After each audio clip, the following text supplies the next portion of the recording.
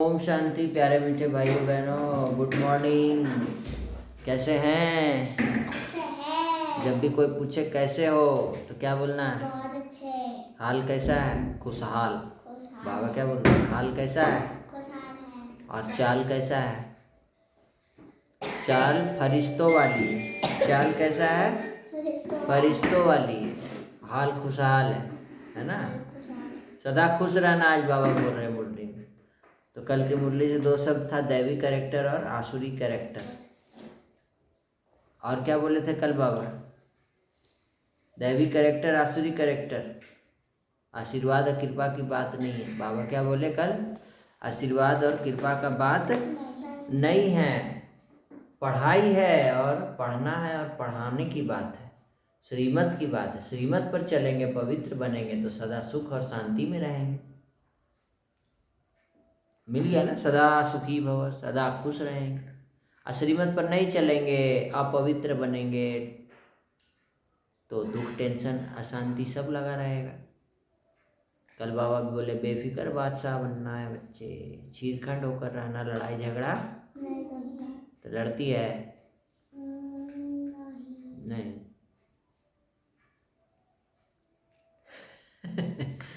नहीं लड़ती है, कभी नहीं लड़ती है दोनों, कभी नहीं ना। बाबा बोले चीरखंड होकर रहना है, लड़ाई झगड़ा नहीं करना है, मेरा तेरा नहीं करो, मिल के रहो। अपने आप को सुधार लेना है यहीं पे, नहीं तो सतयुग में थोड़ी ना सुधरने का मौका है। अब ये सुधारेगी तब सतयुग में जाएगी, ऐसे थोड़ी ना। सतयुग में कोई लड़ता नहीं है, वहाँ तो जानवर भी नहीं लड़ते हैं। एक ही तालाब में शेर और गाय दोनों खड़ा होकर पानी पी रहा है, दोनों लड़ा नहीं, दोनों मारपीट नहीं किया है ना। शेर शिकार नहीं किया गाय का। दैवी कैरेक्टर बनाना बहुत बहुत मीठा बनना है, ठीक है। बोले शांति के सागर को याद करो तो शांति मिल जाएगा। क्यों? ये शांति के सागर से शांति की किरणें आ जाएंगी। चलिए आज की मुरली में हम लोग देने से पहले, मुरली क्लास आज का शुरू करने से पहले हम लोग आज की कहानी से शुरुआत करते हैं। आज की कहानी में क्या है देखिए। एक बार एक व्यक्ति रेगिस्तान में कहीं भटक गया। उसके पास खाने पीने की जो भी थोड़ी बहुत चीज़ें थी वो जल्द ही ख़त्म हो गई थी। पिछले 2 दिनों से पानी की एक एक बूंद के लिए तरस रहा था। कहाँ पे? हाँ, वह मन ही मन मान चुका था कि अगले कुछ घंटों में अगर उसे पानी कहीं से नहीं मिला तो उसकी मौत निश्चित है। पर कहीं ना कहीं उसे ईश्वर पर यकीन था कि कुछ चमत्कार होगा और उसे पानी मिल जाएगा। तभी उसे एक झोपड़ी दिखाई दी। उसे अपने आंखों पर यकीन नहीं हुआ। पहले भी वह मृग तृष्णा और भ्रम के कारण धोखा खा चुका था, पर बेचारे के पास यकीन करने के अलावा कोई भी चारा नहीं था। आखिर वह उसकी आखिरी उम्मीद जो थी, वह अपनी बची खुची ताकत से खूब ताकत लगा के चल के झोपड़ी की तरफ चलने लगा। जैसे जैसे वो करीब पहुंचता उसकी उम्मीद बढ़ती जाती और इस बार भाग्य भी उसके साथ था। सचमुच वहाँ एक झोपड़ी थी, पर यह क्या, झोपड़ी तो वीरान पड़ी हुई थी, मानो सालों से वहाँ कोई भटका ना हो। फिर भी पानी की उम्मीद में वह व्यक्ति झोपड़ी के अंदर घुसा। अंदर का नज़ारा देख उसे आंखों पर यकीन नहीं हुआ। क्या दिखा झोपड़ी के अंदर? कि वहाँ एक हैंडपंप लगा हुआ था। वह व्यक्ति एक नई ऊर्जा से भर गया। पानी की एक एक बूंद के लिए तरसता वह तेजी से हैंडपंप को चलाने लगा। लेकिन हैंडपंप तो कब का सूख चुका था। वह व्यक्ति निराश हो गया। उसे लगा कि अब उसे मरने से कोई नहीं बचा सकता है। वह निढाल होकर वहीं गिर पड़ा।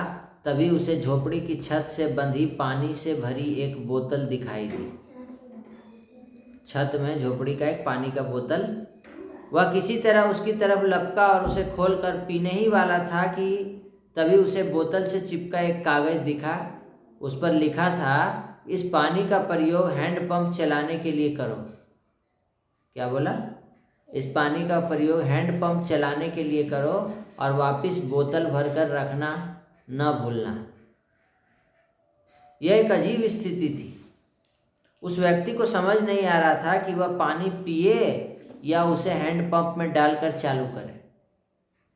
उसके मन में तमाम सवाल उठने लगे। अगर पानी डालने पर भी पंप नहीं चला तो, अगर यहाँ लिखी बात झूठी हुई तो, और क्या पता ज़मीन के नीचे का पानी भी सूख चुका हो। लेकिन क्या पता पंप चल ही पड़े, क्या पता यहाँ लिखी बात सच हो। वह समझ नहीं पा रहा था कि क्या करे। फिर कुछ सोचने के बाद उसने बोतल खोली और कांपते हाथों से पानी पंप में डालने लगा। पानी डालकर उसने भगवान से प्रार्थना की और पंप चलाने लगा। 1 2 3 और हैंड पंप से ठंडा ठंडा पानी निकलने लगा। वह पानी किसी अमृत से कम नहीं था। वह व्यक्ति ने जी भरकर पानी पिया और उसकी जान में जान आ गई। दिमाग काम करने लगा। उसने बोतल से फिर से पानी भर दिया और उसे छत से बांध दिया।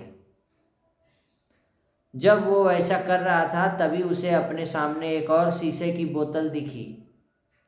खोला तो उसमें एक पेंसिल और एक नक्शा पड़ा हुआ था जिसमें रेगिस्तान से निकलने का रास्ता था। उस व्यक्ति ने रास्ता याद कर लिया और नक्शे वाली बोतल को वापस वहीं रख दिया। इसके बाद उसने अपनी बोतलों में, जो पहले से ही उसके पास थी, पानी भरकर वहाँ से जाने लगा। कुछ आगे बढ़कर उसने एक बार पीछे मुड़कर देखा। फिर कुछ सोचकर वापस उस झोपड़ी में गया और पानी से भरी बोतल पर चिपके कागज़ को उतारकर उस पर कुछ लिखने लगा। उसने लिखा कि मेरा यकीन करिए कि यह हैंडपंप काम करता है। यह कहानी संपूर्ण जीवन के बारे में है भाइयों बहनों। क्या सीख मिला इस कहानी से? यह हमें सिखाती है कि बुरी से बुरी स्थिति में भी अपनी उम्मीद नहीं छोड़नी चाहिए। और इस कहानी से यह भी शिक्षा मिलती है कि बहुत कुछ बड़ा पाने से पहले हमें अपनी ओर से भी कुछ देना होता है। जैसे उस व्यक्ति ने नल चलाने के लिए मौजूदा पूरा पानी उसमें डाल दिया। देखा जाए तो इस कहानी में पानी जीवन में मौजूद महत्वपूर्ण चीज़ों को दर्शाता है। कुछ ऐसी चीज़ें हैं जिनकी हमारी नज़रों में विशेष कीमत है। किसी के लिए मेरा यह संदेश ज्ञान हो सकता है, तो किसी के लिए प्रेम, तो किसी और के लिए पैसा।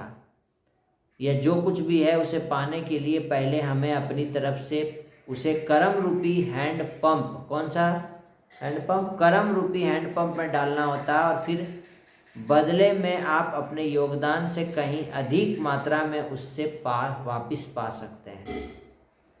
तो जो प्राप्त है पर्याप्त है, इसका मन मस्त है, उसके पास समस्त है। ओम शांति। ये है कहानी, थोड़ी लंबी है लेकिन बहुत ही सुंदर सीख।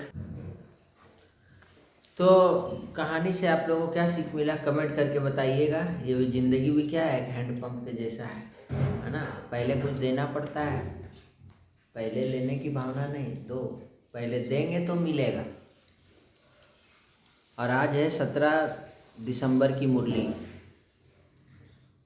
देखिए बाबा क्या कहा, तुम्हें मनसा वाचा कर्मणा बहुत बहुत खुशी में रहना है, सबको खुश करना है, किसी को भी दुख नहीं देना। जब स्वयं खुश रहेंगे तब तो दूसरों को खुश कर सकेंगे। खुद ही नाराज है तो दूसरों को नाराज खुश कहाँ से करेंगे? आप नाराज है तो दूसरों को नाराज ही कर सकते हैं ना। ठीक है। आज बाबा ने हम बच्चों को कहा कि हमको कोई भी वाचा से, मुख से कोई ऐसा वैसा शब्द ना निकले जिससे सामने वाला दुखी हो जाए। ठीक है। वाचा से किसी को भी दुख नहीं देना है। वाचा से दुख देना भी हिंसा है। देवता बनने वाले हैं ना, बाबा कह रहे लक्ष्य क्या लिया है, नर से नारायण, नारी से लक्ष्मी। तो चलन बहुत रॉयल होना चाहिए, खान पान ना बहुत ऊंचा ना नीचा। ठीक है, खान पान ना बहुत ऊंचा ना नीचा, ठीक है, मीडियम। निर्बल से लड़ाई बलवान की, ये कहानी है दिए और तूफान की। बाबा दिया जलाते हैं, माया क्या करती है, उसको बुझाने तूफान लाती है, परीक्षा लाती है, बुझाने का कोशिश करती है। ठीक है। इस कर्मेंद्रियों से कोई भूल ना हो, इसके लिए अभ्यास बाबा बता रहे हैं। कौन सा? मैं आत्मा हूँ, इस स्मृति, इसको पक्का कर लो। शरीर को नहीं देखना, एक बाप की तरफ अटेंशन हो। एक बगुला किसकी ओर ध्यान दे के देखता रहता है? भालू किसकी ओर ध्यान दे के देखता रहता है? भालू तालाब में खड़ा है, मछली को ध्यान से देख रहा है, जैसे ही आती है वैसे पकड़ लेता है। बगुला भी क्या करता है? ध्यान से देखता है। तो तुम भी क्या करो? ध्यान से देखते रहो। किसको? बाबा को। बाबा को, मैं आत्मा मेरा बाबा, बस इतना तुम्हारा ध्यान एकाग्र हो जो एकदम बाबा से हटे ही नहीं। अभी तो वाणी से परे जाने का अभ्यास करना है, पवित्र जरूर बनना है। बुद्धि में ये रखना है कि सच की नैया हिलेगी डुलेगी पर डूबेगी नहीं। नैया मेरी पार करो प्रभु। सच के रास्ते पर चलना है, सच्चा रहना है बाबा से। कोई विघन आए उससे घबराना नहीं है। और आज बाबा ने ड्रामा का नॉलेज देकर हम बच्चों को फिर से अचल अडोल और निर्भय बना दिया है।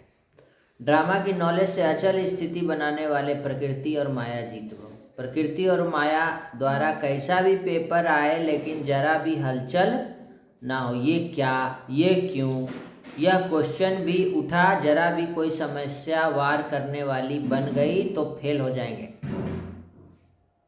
इसीलिए कुछ भी हो लेकिन अंदर से आवाज़ निकले कि वाह मीठा ड्रामा वाह। क्या बोलेगी? वाह मीठा बाबा वाह। वाह मीठा ड्रामा वाह।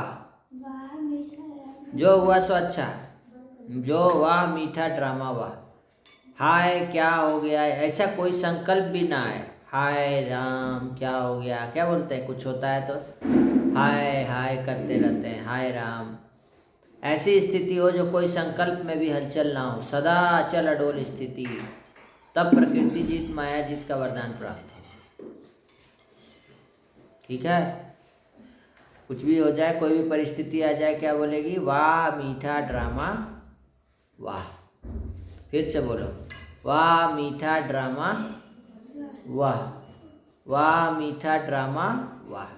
हाय हाय नहीं करना, वाह वाह। हाय हाय करने से नेगेटिव इम्पैक्ट पड़ता है। साइंटिफिक है, साइकोलॉजिकल है ना। उल्टा पुल्टा नेगेटिव इमोशंस लाने से ब्रेन में प्रॉब्लम क्रिएट होगा, नेगेटिव केमिकल निकलेगा। खुशखबरी सुनाकर खुशी दिलाना यही सबसे श्रेष्ठ कर्तव्य है।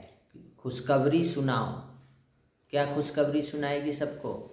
कौन आया है? बाबा। बाबा आ चुके हैं, शिव भगवान आ चुके हैं। यही सबसे श्रेष्ठ कर्तव्य है किसी को भी बताना। ठीक है? और अव्यक्त इशारे में है, महारथियों का पुरुषार्थ अभी विशेष इसी अभ्यास का है। अभी अभी कर्म योगी, अभी अभी कर्मातीत। पुरानी दुनिया में पुराने अंतिम शरीर में किसी भी प्रकार की व्याधि अपनी श्रेष्ठ स्थिति को हलचल में ना लाए। कोई भी शरीर का बीमारी भी हलचल में ना लाए।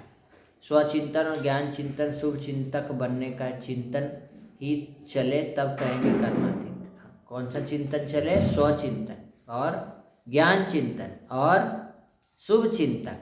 ठीक है? तो यह मुरली का सार। और आज की सामान लिखने होमवर्क लिखेंगे, मैं प्रकृति व माया जीत आत्मा। ठीक है? और 2 शब्द भी आप लिख सकते हैं। 2 शब्द में आज सुख दुख आया है, पवित्रता अपवित्रता आया है, सच और झूठ आया है। सच की नैया हिलेगी डुलेगी, है ना, ये सब सच 2-2 शब्द आए हुए हैं। ठीक है? अगर आपका कोई प्रश्न है तो कमेंट कीजिए। कोई प्रश्न आप पूछना चाहते हैं, इसका जवाब हम लोग कल के वीडियो में ले लेंगे। ठीक है? ठीक है, आज के वीडियो में इतना ही। चलो स्कूल जाने का समय हो गया ना। स्कूल में आज क्या करना है? आज की मुरली में क्या बोले हैं बाबा? आज की मुरली में बाबा बोले मीठा बनना है, खट्टा नहीं। खट्टा नहीं, लड़ाई झगड़ा नहीं करना, मीठा बनना। और मेरा तेरा नहीं करना है। और खुश रहना, खुशी बांटना है। और कुछ भी हो जाए तो बोलना वाह मीठा ड्रामा वाह। दिन भर बोलते रहना, आज रटते रहना पहाड़ा मीठा पे। ड्रामा वाह मीठा ड्रामा वाह, वाह मीठा ड्रामा वाह, वाह मीठा ड्रामा वाह, वाह मीठा ड्रामा वाह, वाह मीठा ड्रामा वाह। वाह ड्रामा ओम शांति। धन्यवाद।